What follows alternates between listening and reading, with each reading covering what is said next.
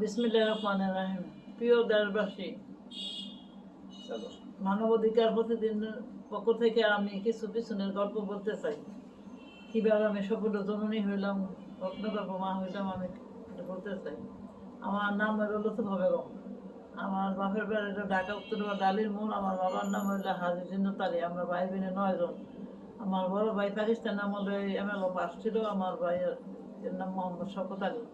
আমার বিবাহ হয়েছে রূপগঞ্জ থানা টেকনপটা গ্রাম বীর মুক্তিযোদ্ধা আলহাজ হাজিবুদ্দিন মেম্বরের কাছে। আমার 6 জন ছেলে মেয়া। আমার ভাইয়ের অনুদানে আমার পোলাপান 6টা লেখাপড়া করছি, সাইজ করতে নেই সরকারি খাতা এখন পর্যন্ত নাম আছে। তবে মানুষের মতো মানুষ করছি, সেই জন্য আমি রত্নগর্ভ মা হয়েছি। তো বড় ছেলের নাম হইল সৈয়দ সিরাজুল ইসলাম। বিএনপির মতিন চৌধুরী আমল, স্বরাষ্ট্রমন্ত্রীর আমলে আমার বড় ছেলে বিএনপি করতো। এখন দুঃখ কষ্ট করে বিএনপির মধ্যে আছে ইনশাল্লাহ। এখন রাজনীতি পর্যায়ের MD। ছোট ছেলের নাম হইল সৈয়দ রফিকুল ইসলাম বকুল। ইউরোপেতে পাঠা দিয়েছে, ইউরোপে লেখাপড়া করছে এবং ইউরোপের নাগরিক। তারপরে হইল 4 মেয়ে। বড় মেয়ের নাম সৈয়দ আফেরুস আলম নীলা। প্রথম ইউনিয়নের মেম্বার হয়েছে, তারপরে উপজেলা ভাইস চেয়ারম্যানই করলো 15 বছর এবং উপজেলা চেয়ারম্যানই আল্লাহর রহমতে করছে 9 মাস। তারপর হলো সৈয়দা হালিমা ফারুক। ছোটবেলাতে 1 থেকে 10 পর্যন্ত রেগুলার ছাত্রী ছিল, রুল নম্বর 1 ছিল, বছর 2টা বই পেত। তো সেই মেয়ে সৈয়দা হালিমা ফারুক এখন বর্তমানে কুমিল্লা জেলায় পড়ছে। তারপরে সৈয়দা সুলতানা পারভিন, ঢাকা বনানী বিদ্যায়ন স্কুলের চেয়ারম্যান ছিল, মারা গেছে। তারপর হয়েছে সৈয়দা নাজবিস রহমান মোনা। হ্যাঁ, বিএনপি করে, এখনো বিএনপির মধ্যে আছে, বিএনপি বড় নেত্রী। তারপরে মুক্তিযোদ্ধা সংগ্রামের বছর আমি মুক্তিযোদ্ধাকে অনেক সহযোগিতা করছি আল্লাহর রহমতে। বালু নদী হইতে হিসাব করতে না, আমগো বাড়ি ছাড়া কোনো গাছ ছিল না। মুক্তিযোদ্ধারা এই যে ট্রলার লেগে গেছে, আমাদের গার্ডও খাইয়া আমাদের বাড়ি থাকতো 250 মতো মুক্তিযোদ্ধা। ওই জায়গার কমান্ডার ছিল মায়া কমান্ডার। তারপরে কমান্ডার ছিল ড্যামরা আউয়াল কমান্ডার, মাদারটা তৈবুর কমান্ডার। 3 কমান্ডার আমাদের বাড়ি রয়েছে, আমাদের আশেপাশে রয়েছে। আমাদের বাড়ি আরো লোকজন দেবে রাখা হয়েছে।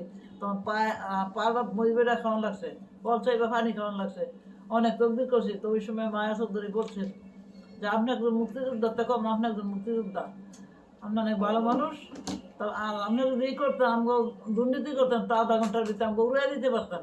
তা করেন না, আপনি একজন মুক্তিযুদ্ধ হইবেন, আপনি বড় কিছু হইতে পারবেন। আমি দোয়া করে গেলাম।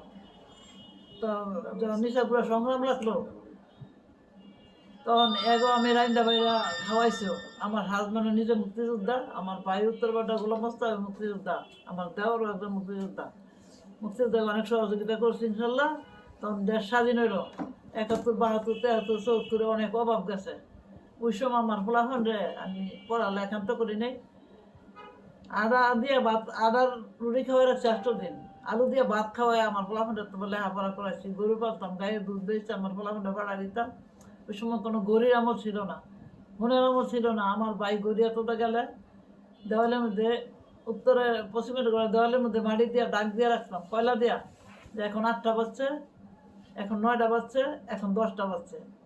9টা বাজলে আমার এই পোলাফান আমরা দুধ দিয়ে এই বাজারে ভাড়া দিতাম। বাজারে দুধ দিয়েছে, বান্ডুটা থুইয়া আমার মেয়েরা স্কুলে গেছে। তালের কুন্দা দিয়ে গেছে, রাস্তাঘাট ছিল না, তালের কুন্দা পাইয়া এই একটার সময় হাবলা তুইলা কুন্দা করে লইছে, 5টা হারায় পড়ছে। আমার এই নীলার এই হারিমা ফারুক নয়া ধরিতে ভাইংটা জানালার লগে তার মধ্যে বাইরেছি। কইছি কেন এই কাম করলে, এরকম ভুল কাম কেন করতে? বলছে মা বাপ চাই আজ জীবনে আমি কাজ করতাম না। আমার এই মেয়ে একজন উপজেলা চেয়ারম্যানও করছে, আর আরেক মেয়ে হালিমা ফারুকে এখন বর্তমানে এমন মানুষের মতো মানুষ, আল্লাহর মতো না, ছেলে মেয়ে সবটি মানুষের মতো মানুষ করছে। বাড়িতে একটা মসজিদ দিছি 3 তলা, নিচের তলায় পুরুষ মুসলিম নামাজ পড়ে, সৈয়দবাড়ি জামে মসজিদ। মসজিদের নাম হইল সৈয়দবাড়ি জামে মসজিদ, এরা শহীদ বংশ। উপরের তলায় মহিলারা নামাজ পড়ে, প্রত্যেক শুক্রবার 190 জন মহিলা, আর রোজার মধ্যে 300-400 মহিলা। এখন আবার একটা 3 তলা দিচ্ছে, এটার মধ্যে আবার কিছু মাদ্রাসার পোলাপানো শুরু করছি পড়াই।